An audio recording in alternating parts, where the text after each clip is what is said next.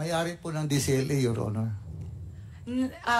Nakita niyo po ba kasi sa 2 dekada po na kayo ay magkasama ni former President Duterte, nakita niyo po ba silang magkasama? Hindi na nga, Your Honor. Hindi ako nakasama kahit sa Malacanang, sa Manila.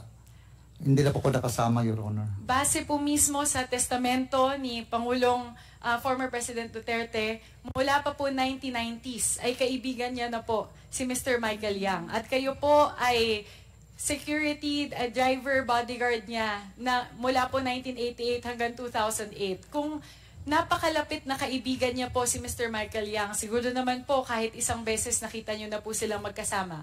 Nung sa Davao po, yung nag-duty pa ako kay then Mayor Duterte noon, hindi ko nakita, Your Honor. Nagkasama sila.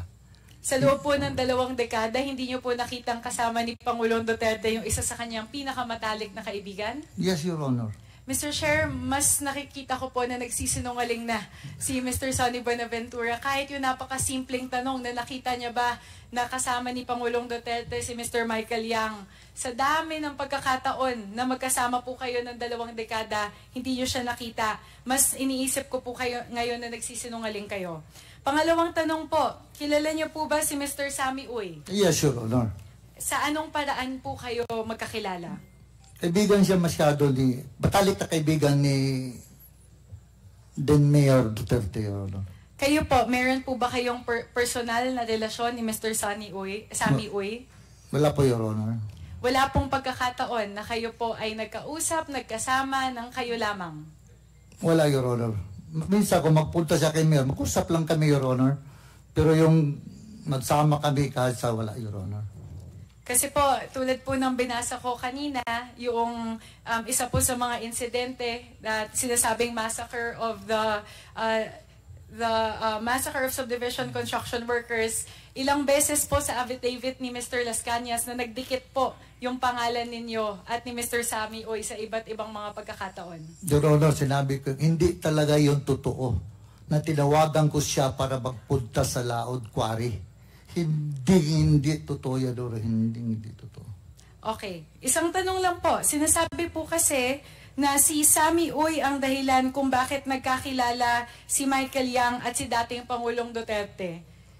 Kinukumpirma niyo po ba yon base sa inyong kaalaman? Sa akin yun, yung up to 2008, hindi ko talaga, siguro after that year, Your Honor, siguro. Pero po, Mr. Buenaventura, 1990s pa po nagkakilala si Pangulong Duterte at si Mr. Michael Yang. Kaya kung nangyari po yung pagkakilala na yun... 1990s, hindi, wala pa yun, wala pa yung DCLA, 1990s. Pero mismo si Pangulong Duterte na po ang nagsabi na 1990s niya pa, malapit na kaibigan si Michael Yang. So sinasabi niyo po ba na nagsisinungaling si Pangulong Duterte? Your Honor. Okay. Ito po siguro, panghuli na talaga, Mr. Chair. Kilala niyo rin po ba si Mr. Charlie Tan? Hindi, Your Honor. Hindi niyo po siya nakita kailanman nakasama po ni Pangulong former President Duterte? Hindi po. At hindi niyo din po siya kailanman nakita na kasama ni Congressman Pulong Duterte? Hindi po. Sige po. Yun lang po, Mr. Chair. Yun po yung aking mga katanungan para po kay Mr. Sonny Buenaventura. Maraming salamat po, Mr. Buenaventura. Thank you, Congresswoman. Mr. Chair. Yeah, just a point. I just wanted to... Yes, JJ, yeah. is that an interjection? No, just quick. Okay. Very quickly. I just wanted to ask, Mr. Chair, there's a gentleman wearing a white barong behind Mr. Buenaventura. Kanina po nag-uusap sila. Hindi ko po kilala kung sino po yung lalaki yun. He's the lawyer of he's the lawyer. Mr. Kayo po ang abogado ni Mr. Buenaventura. Yes, Mr. Chair. I already entered my appearance earlier. And Mr. Buenaventura employed your services. Yes, Mr. Chair. Kasi kung gano'n lang yung pera na kinikita ni Mr. Buenaventura, yung ba pro bono to o Kaibigan. Presyong kaibigan, Mr. Chair. Ha? Presyong kaibigan po. Siya po ang nagbabayad sa inyo, wala iba? Yes, sir po. Okay. I just wanted to ask that, Mr. Thank you very much. I just wanted to Mr. Chair. clarify. Thank you, Congressman Agdias Suarez. Chair. Congressman Abante, you're recognized. Mr. Benaventura, hindi nyo kilala si Las Cañas? Kilala ko po. Kilala nyo? Kailan nyo nakilala? Kapwa pulis po kami.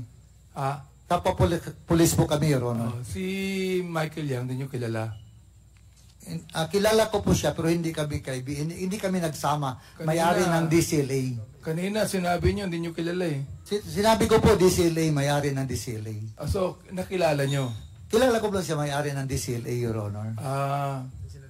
Okay. Saan kayo nag-meet? Sinabi nyo, hindi nyo kilala eh. Sinabi ko po DCLA, may-ari ng DCLA. So, nakilala nyo? Kilala ko lang siya may-ari ng DCLA, Your Honor. Okay. Saan kayo nag-meet? Saan Hindi nyo na-meet si Mr. Michael Yang? Hindi kami nag-meet, Your Honor. Anong ibig sabihin nag-meet? Saan mo siya nakita? Yun. Hindi ko narinig ko lang ang may-ari ng DCLA is Michael Yang.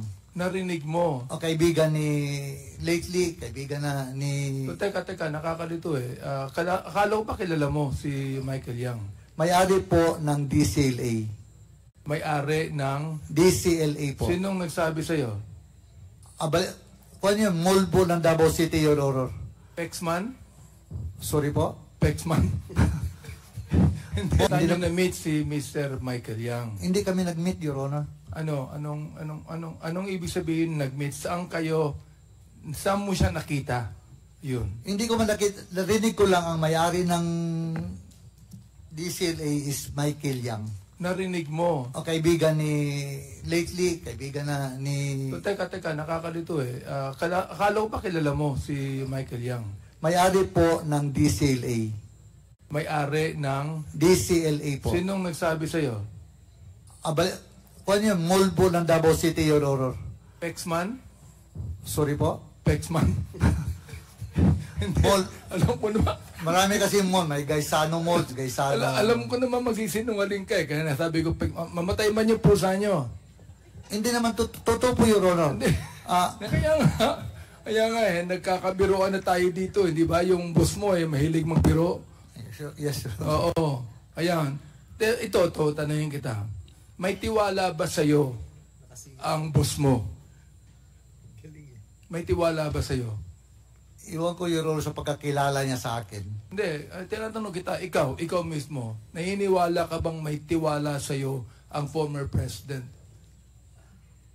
Hindi ko masabi kung anong kuha niya, Your Honor. Dahil ganito kasi, Your Honor. Mayor siya. Naging presidente. Hindi kasi ako Ang tanong ko, hindi mo ako sinasagot eh. Ang tanong ko, naniniwala ka bang may tiwala sa'yo ang former president? Hindi ko masabi kasi, Your Honor, yung Okay, kung kuha niya. hindi ka naniniwalang may tiwala sa'yo, dispensable ka. Tama ba ako? Mali. Kung hindi ka naniniwala na may tiwala sa'yo ang former president, dispensable ka. Pwede kang tirahin. Pwede kang tanggalin. Tama ako? Mali. Kaya nga, hindi na ako Yun. Ibig sabihin, nagsasabi ka ng totoo ngayon, hindi mo alam kung may tiwala sa iyo ang dating Pangulo sapagkat alam mo na kapag inayawan ka na, tapos ka. Correct? Yes, Your Honor. Yun. Yun ang sinasabi ko. Hindi na ako